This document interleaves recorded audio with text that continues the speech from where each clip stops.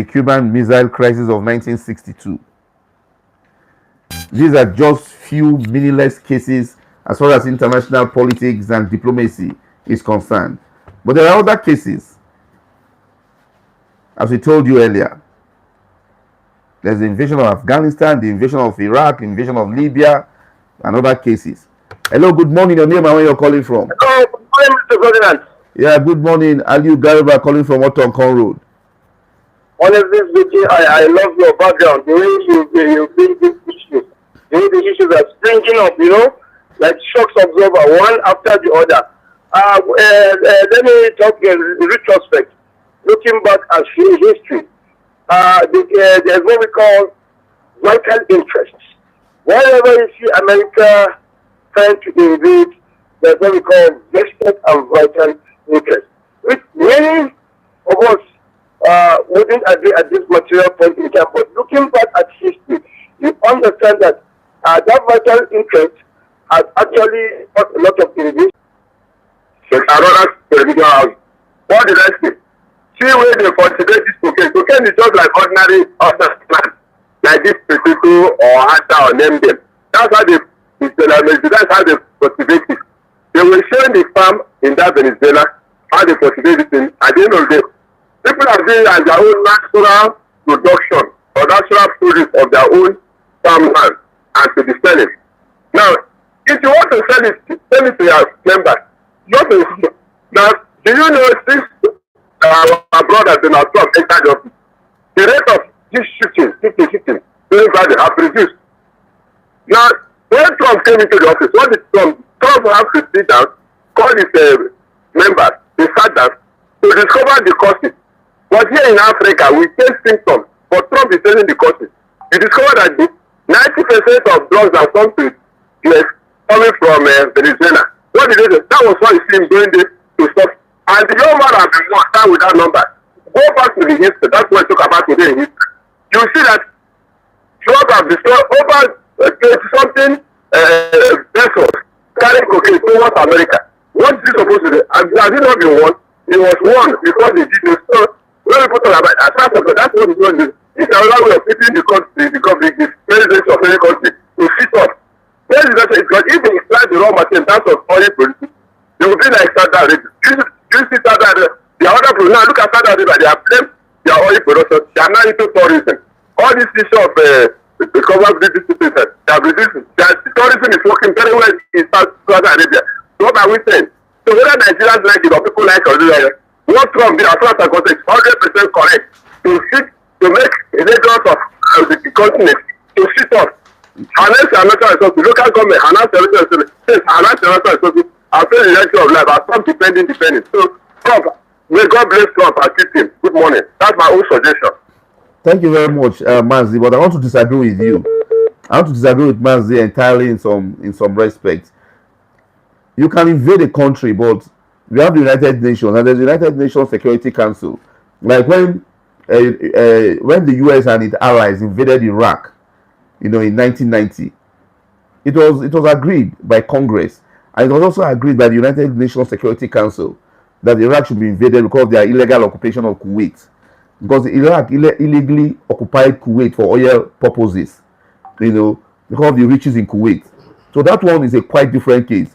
Why not President Trump followed the legal procedure, the legal processes, like respecting the United Nations article?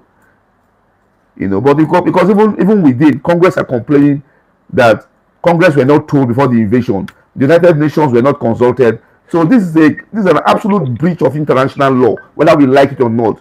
We are not saying that what is happening in Venezuela is okay. No. Hello, good morning. Your name and where you're calling from? Yes, Godwin from Germany. Okay. Yes, you see, in as much as every country is a sovereign nation, you see, if you have followed the trajectory of the Venezuela-US relationship, you understand that Venezuela had been sponsoring terrorism courtesy of Iran. I want you to go and make your research on this. And then Venezuela has been importing drugs day and night. As a matter of fact, I've been watching where America has been bombing, drug cartels, smuggling drugs into the United States, through the ocean in the night. And the thing is that United States border are the most surveillance border, apart from the Israeli border. They are the most surveillance border in the whole world. So they have been warning the president of Venezuela against the importation of these hard drugs, because America is the most drug consuming nation in the whole world. And of course, no matter how expensive it is, Americans have the money to buy their drugs. How about the oil factor? Since the coming of Trump, he has been warning the president of Venezuela about the importation of those drugs. Mind you, the president of Venezuela himself is a drug, baron. They have their cartel where they import drugs to the Mr. Godwin. nations of the world. Mr. Godwin. So that has been the problem. If you have followed it, you will know that Trump had warned this man, Maduro, severally. Mr. Godwin, can you hear me? Yes, I'm hearing you. It's not about what's happening in Venezuela. We know that the president has been found wanting for several misconducts. Even the election that brought him to power is flawed. He didn't win the election. We are all aware of that. But the process of the invasion, that's what we are talking about. There are processes. There's the United Nations Charter. There are processes that must be followed. There's a Security Council, Ferdinand, which were all defied. Is this supposed to be like that? That's just my issue. That's my issue. That's my grounds. And I believe that's the grounds of the world too. It's a toothless bulldog. The United Nations itself has been taken over by another set of cartel. In fact, what is happening in the US, and the most interesting thing is that the US is the largest funder of the UN. So the UN gives the UN I want to disagree with you on that. But the UN has not done anything about it. I want to disagree with you on that. But the UN has not done anything about it. Mr. Godwin, I want to disagree with you on that. But you and I know that. But that is the truth. That is what is on ground now. Mr. Godwin, you and I know that the UN has serious powers. The US has very serious powers and advantage when it comes to dealing with issues that are being handled by the United Nations. Like during the invasion of Iraq in the early 1990s, the US took the matter to the United Nations Security Council and it was vetoed. So they were given express permission to invade Iraq. That's what I'm trying to say. Let's make it legal. Let us use the UN and invade Venezuela. What is happening in Venezuela is no good. It's a no-no situation. We are all aware that the president is dealing with every form of criminality. That he's a criminal. I'm sorry to use that word. The president of Venezuela is a criminal. We are all aware. But it's a process of invading Venezuela. That's the major issue. Whether we like it or not, it violates international laws. Hello, good morning. Your name and where you're calling from? This is Kingston. I'm calling from Holship. Okay, welcome to the show. Yeah, see, you can spend the whole day trying to make Nigerians know that that is an illegality. Nigerians, a lot of Nigerians, sorry to say that, they thrive on illegality. We sanction illegality if it favors, if it is actually because we have a concept of. Hello. So, okay. Yeah. Okay, I'm with you. Yeah, I said you can spend the whole day trying to explain the illegality of what happened. But many Nigerians will never agree because they like illegality. They thrive on illegality because they have a concept of hero worship. You see a man of God is actually proof is coming against him, but because people are always, a lot of Nigerians, especially Christians, I'm a Christian, right? But a lot of Nigerians, because of the thing Donald Trump, it's for the Christians. So whatever Donald Trump does is right. They don't know that you can love somebody and still correct the person. A lot of our parents loved us and they still correct us when we are wrong. Exactly. You understand? So it doesn't matter when somebody does what is wrong. Even if you love him, you can still say this is wrong. You are telling me that a police officer can come without a warrant simply because the person is doing something wrong, that the police officer, according to the law, they say that you need to have a warrant before you do this, and then you say, no, the police officer, because he wants to do what is right, so he should go ahead and do that because he doesn't need a warrant. So the law can be suspended because the person's intentions are good. Because that's what they are saying. You know that people are saying that he doesn't have to go to the United Nations because of intentions. If we do like that, then you know what you're saying. You're saying that the law that we should choose when to obey laws and when not to obey laws. Because you cannot tell me Donald Trump is a bully.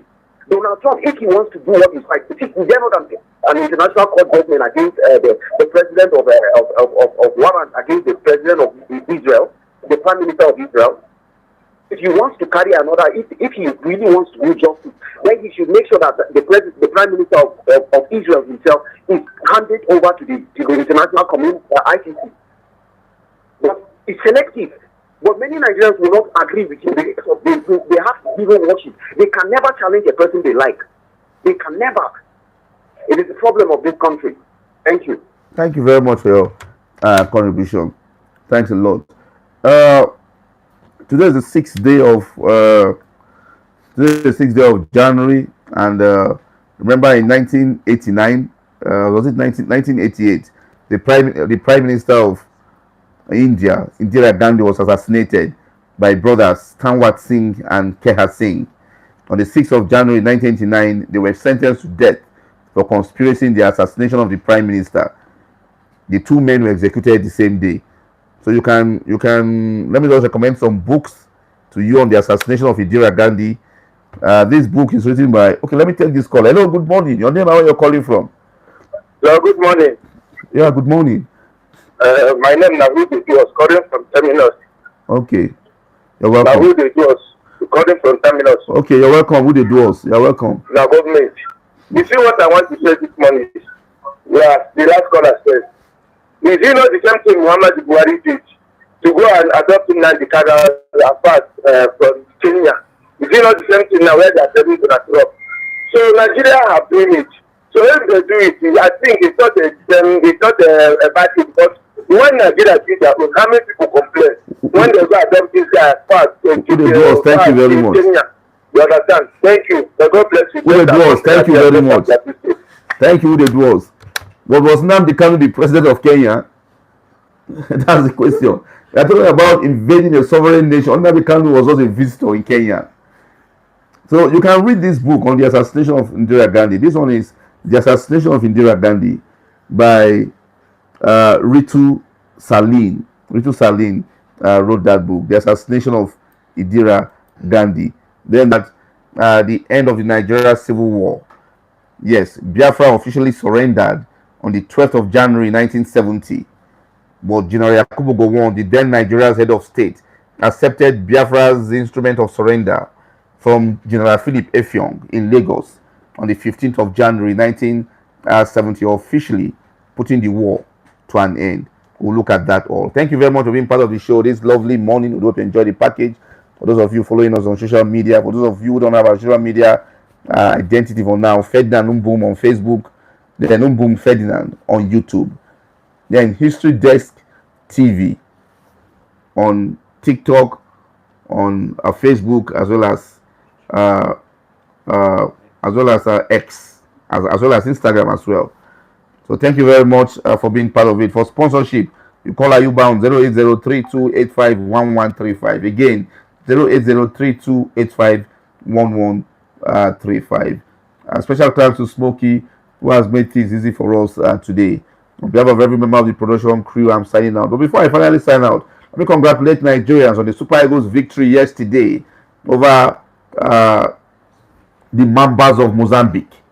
Yes, and this is the first time Nigeria is scoring 4 unreplied goals since 21 years ago, when we defeated the Bafana of South Africa, the Nations Cup clash at the El Menza Stadium in Tunis by 4-0. Nigeria has not scored 4 unreplied goals. Congratulations to the Super Eagles. They really gave us a decent representation yesterday. We hope that will continue like this. On this note, I'm signing out. Thank you very much. Have a lovely morning.